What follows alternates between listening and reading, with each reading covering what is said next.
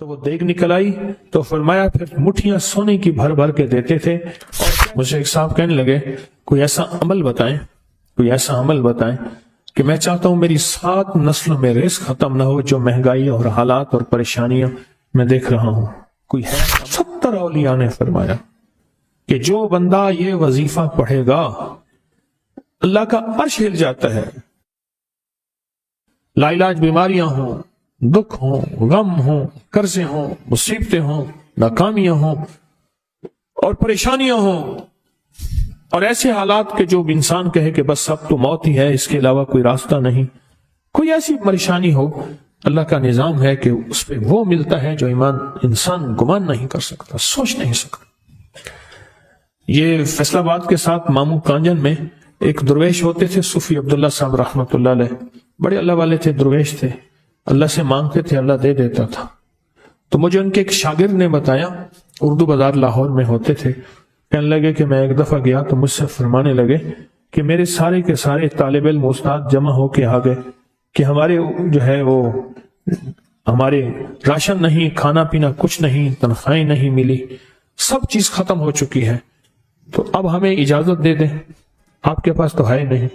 اچھا فرمایا مجھے چند دن دے دو، جتنے اور دن صبر کر لیا، چند دن مجھے دے دو. تو فرمایا پھر بیٹھ گئے مصلی اور جو سورۃ فاتحہ پڑھی نا جب آتے تھے نا ایاک نعبد و ایاک نستعین، اس کو جو وجدانی کیفیت کے ساتھ دل کی گہرائیوں اندر کے درد کے ساتھ پکارتے تھے، اتنا درد، اتنا غم، اتنا درد، اتنا غم جو پکارتے تھے کہ ایسے محسوس ہوتا تھا کہ زمین ساری کی ساری ہل رہی اور ہر طرف ایک نظام چل رہا ہے. اور جب پھر اس صورت کو پورا کرتے تھے، پھر سورۃ فاتحہ پڑھتے تھے اور جب پہنچتے تھے ایاک نعبد و ایاک نستعین، پھر ایسی جو ہے اس کو دہراتے تھے. پر بات یہ ہے وہ دعا پڑھتے نہیں تھے، مانگتے تھے. ایک ہے دعاؤں کا پڑھنا، ایک ہے دعاؤں کا مانگنا. وہ دعا پڑھتے نہیں تھے، مانگتے تھے. اور اللہ مانگنے والے کو دیتا بھی ہے، اللہ مانگنے والے کو عطا بھی کرتا ہے، اور اللہ کی رحمت مانگنے والے کے ساتھ سدا رہتی ہے، ہمیشہ رہتی. وہ دعا پڑھتے نہیں تھے، مانگتے تھے. بس کہا کہ ایسے مانگے، ایسا مانگا کہ اللہ پاک کو ترس آیا. چند ہی دنوں میں فرمایا اللہ نے دکھایا کہ یہ دیگ ہے سونے کی بھری ہوئی ہے اور میں نے آپ کے حوالے کر دی.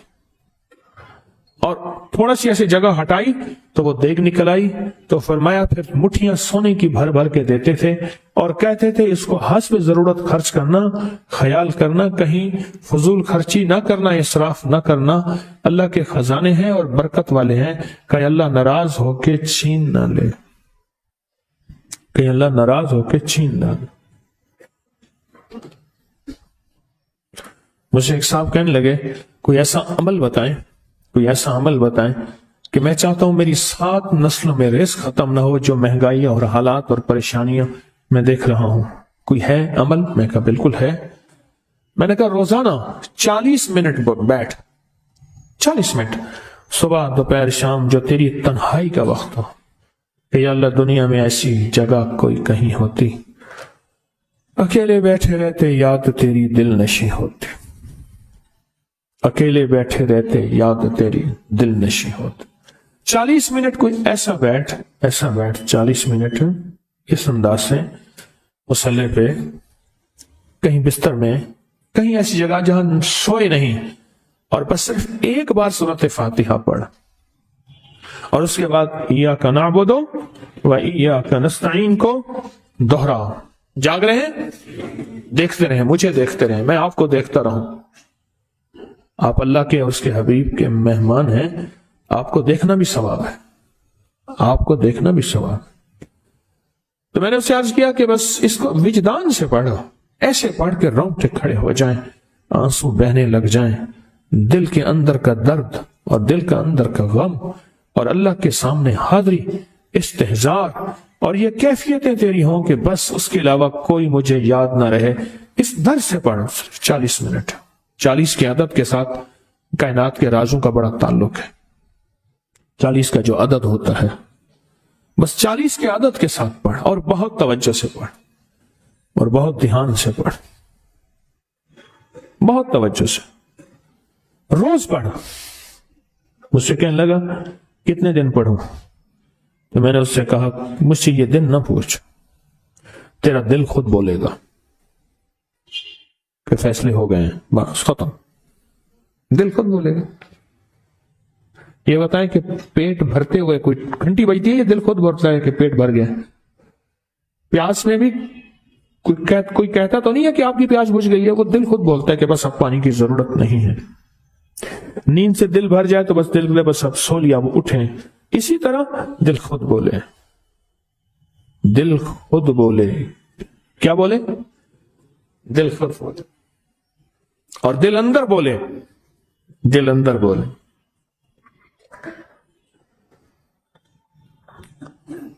کہ اللہ پاک جل شانہ نے نسلوں کے لیے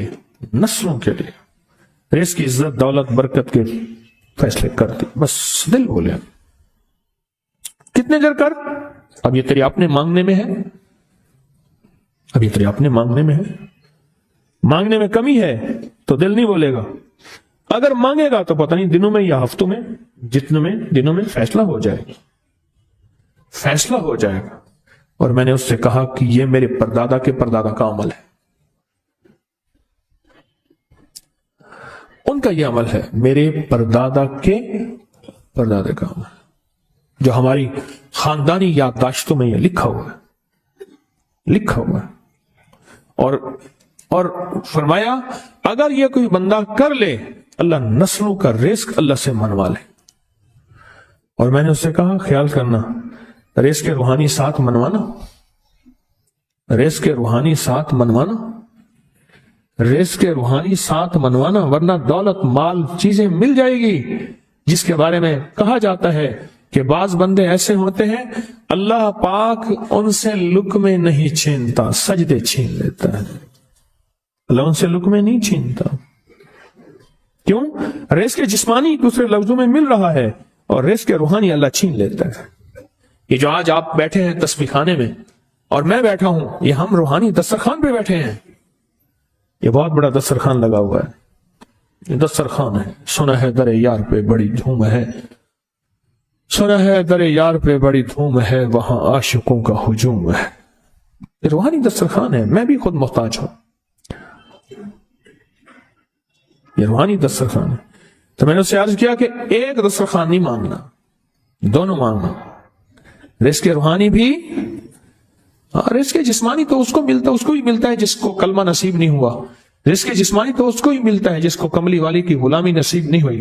رزق جسمانی تو اس کو ہی ملتا ہے جس کے ماتھے پہ شقاوت لکھی ہے. رزق جسمانی تو اس کو ملتا ہے جو اللہ کا نافرمان ہے. رزق جسمانی تو اس کو ملتا ہے جو اللہ کے وجود کا انکار کرتا ہے. رزق جسمانی تو اس کو ہی ملتا ہے جو آخرت اور قبر کا انکار کرتا ہے. رزق جسمانی تو اس کو ملتا ہے جو جنات اور برزخ کا انکار کرتا ہے.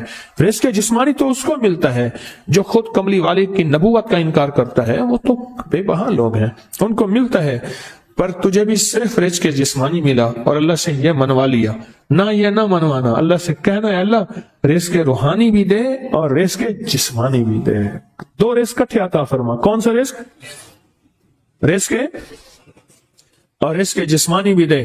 کہیں ایسا نہ ہو کہ میری نسلوں میں صرف مال دولت اور چیزیں ہوں اور تیرا نام اور تیرے حبیب کا نام نہ ہو، تیرا نام اور تیرے کملی والے کا نام نہ ہو، تیرا نام اور تیرے دوستوں کا نام نہ ہو، تیرا نام اور تیری آل و اصحاب کا نام نہ ہو.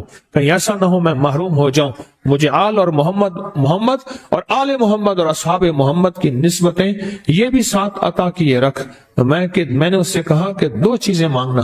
اچھا قدرت کا نظام ہے، کچھ دیوانے بھی ہوتے ہیں، یقین والے ہوتے ہیں. آپ جیسے آپ مخلص بیٹھے ہیں اور پوری دنیا میں ہمارے ساتھ اس وقت مخلص بیٹھے ہیں جو ہماری آج کی محفل میں شریک ہیں، ہوتے ہیں دیوانے. اس نے یقین سے پڑھنا شروع کر دیا.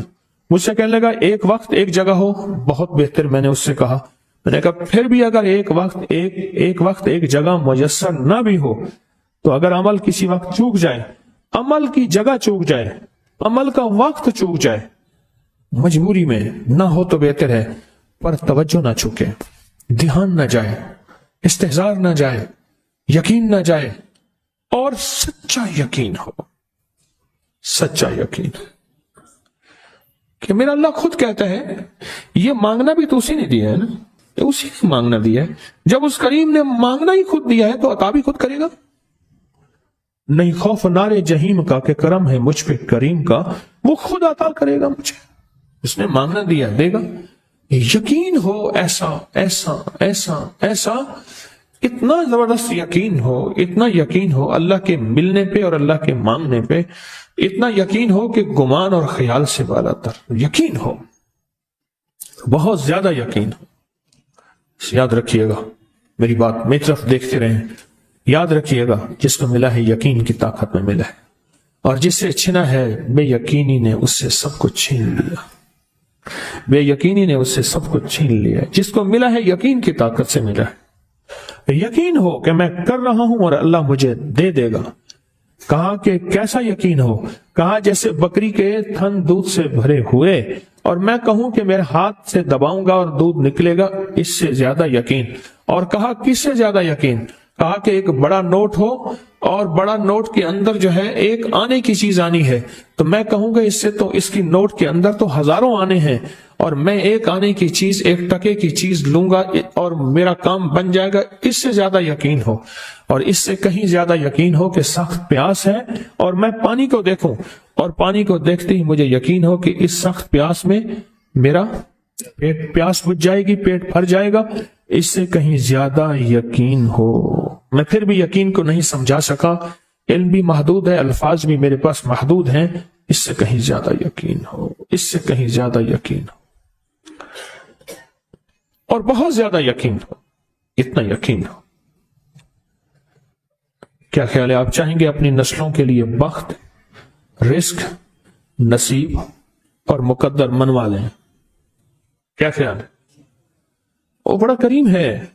میں نے ابھی نہیں بتایا کہ قرآن کا واقعہ سنایا، حضرت موسیٰ اور خضر علیہ السلام کا قرآن کا واقعہ سنایا کہ ان کی 7 نسلوں کا جو ابا تھا نا، وہ 7 نسلوں پہلے والا ابا، دادے کے دادے کے دادے کا دادا، ٹھیک، وہ نیک تھا، وہ دعائیں مانگتا تھا، وہ اللہ کے ساتھ تعلق میں تھا، اس کا تقویٰ تھا، وہ اس کی نیکی کا اثر، اس کی نیکی کا اثر، اس کی نیکی کا اثر نسلوں میں منتقل ہوا، نسلوں میں منتقل ہوا۔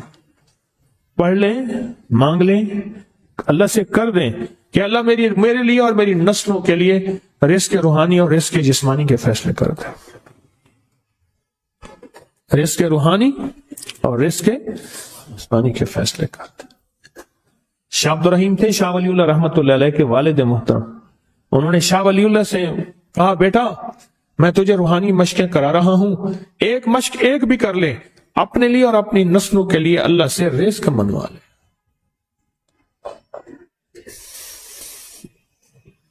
اللہ سے رزق منوا لے، اللہ سے رزق منوا لے۔ تو پوچھا کہ حضرت میں رزق کیسے منواؤں؟ اور میں کہ کچھ وقت ایسا نکالا کر، ایسا وقت نکالا کر 2 گھڑی اور 3 گھڑی کا، ایک ساتھ 2 گھڑی اور 3 گھڑی، ایک ساتھ تقریباً 21 منٹ کی ہوتی ہے،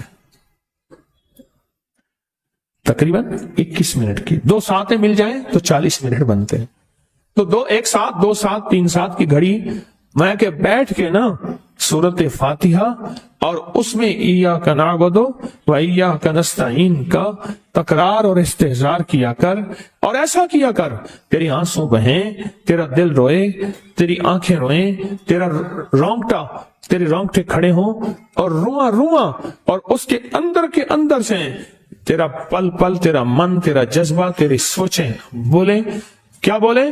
ایاک نعبد و ایاک نستعین۔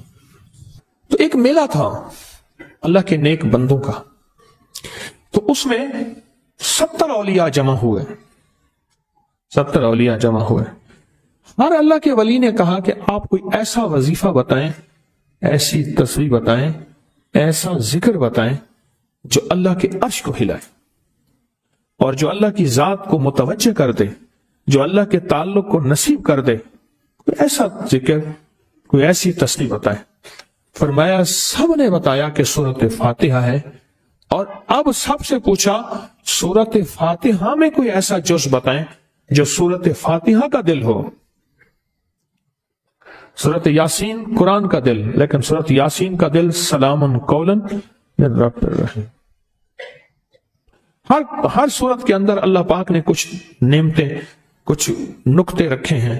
तो फरमाया सूरत फातिहा का दिल, तो मेले में जितने भी औलिया 70 बैठे थे, सब ने कहा कि अगर सूरत फातिहा का दिल पाना है तो वो सिर्फ क्या है, इय्याका नअबुदु व इय्याका नस्तईन। इसका मफहूम आम सादा से यह है कि मौला गुलामी तेरी, दर किसी और का। जब गुलाम तेरे हैं, मंगते तेरे हैं, भिखारी तेरे हैं, मोहताज तेरे हैं, फिर दर भी तेरा है, फिर दर भी तेरा है, और किसी का दर मौला नहीं है, फिर दर भी तेरा है। तेरे दर के हम मोहताज, तेरे बर के हम गुलाम हैं। तो मैंने उससे कहा कि ये वजीफा कर, सारा दिन पढ़िया कना बुदो, और काम भी करता रहे, वजू बे वजू चलता भी रहे, ये पढ़ता भी रहे, पढ़ता भी रहे, पढ़ता भी रहे।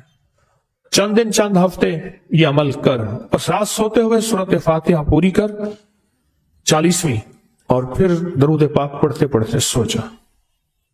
70 औलिया ने फरमाया कि जो बंदा ये वजीफा पढ़ेगा, अल्लाह का अर्श हिल जाता है और फरिश्तों में कोहराम मच जाता है, और फरिश्तों में अल्लाह के बारगाह में फरियादें होती हैं कि या अल्लाह ये बंदा है और इसने ये अमल किया है, ये वजीफा किया है, और अभी तक इसकी दुआ कबूल नहीं हुई, इसने ये मांगा है, अभी तक दुआ कबूल नहीं हुई। फरिश्तों में ये कोहराम मच जाता है। एक अल्लाह के दोस्त थे, सोते सोते एकदम उठ बैठे, उठने के बाद विजदानी कैफियत के साथ जो है ये वजीफा पढ़ने लगे। तो किसी ने पूछा कि हजरत क्या हुआ? फरमाया मैंने देखा कि अल्लाह के अर्श के नीचे जन्नती हैं और वो टहल रहे हैं, और सब